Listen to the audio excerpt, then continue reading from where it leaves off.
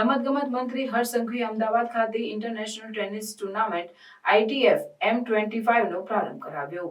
આ પ્રસંગે રમતગમત મંત્રી હર્ષ સંઘવીએ કહ્યું હતું કે મુખ્યમંત્રી ભૂપેન્દ્ર પટેલના માર્ગદર્શનમાં રાજ્યમાં સ્પોર્ટ્સ કલ્ચર ડેવલપ કરવાની દિશામાં કામ થઈ રહ્યું છે. મંત્રીએ ગર્વભેર જણાવ્યું કે આ વર્ષે 10થી વધારે નેશનલ તથા ઇન્ટરનેશનલ ટુર્નામેન્ટો રાજ્યના વિવિધ શહેરોમાં આયોજન કર્યું છે. મંત્રીએ સ્પોર્ટ્સ ક્ષેત્રે તમામ પ્રકારના સહયોગ આપવાની ખાતરી આપી. તેમના રાજ્ય સરકાર દ્વારા ખેલાડીઓને અપાતી સહાય વિશે પણ વાત કરી. મંત્રીએ વધુમાં જણાવ્યું કે તત્કાલીન મુખ્યમંત્રી નરેન્દ્રભાઈ મોદી દ્વારા શરૂ કરાયેલ ખેલ મહાકુંભના પ્લેટફોર્મથી અનેક રમતવીરો ખેલકૂદ ક્ષેત્રે પોતાની પ્રતિભા ઝળકાવી શક્યા છે.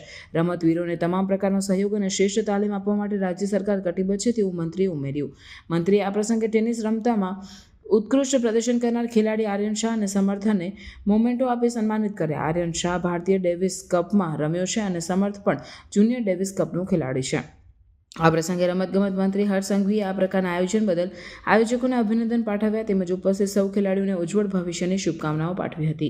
અત્રે ઉલ્લેખનીય છે કે 30 માર્ચ સુધી ચાલનારી ટેનિસ ટુર્નામેન્ટમાં વિવિધ 12 જેટલા દેશોમાંથી આશરે 80 જેટલા રમતવીરો ભાગ લેવાના છે અને તેમને આકર્ષક ઇનામો આપી સન્માનિત કરવામાં આવશે. આ ટુર્નામેન્ટ અલ્તેવોલ એલેક્ઝાન્ડર વાસ્કે ટેનિસ ટુર્નામેન્ટ યુનિવર્સિટી ખાતે યોજાશે.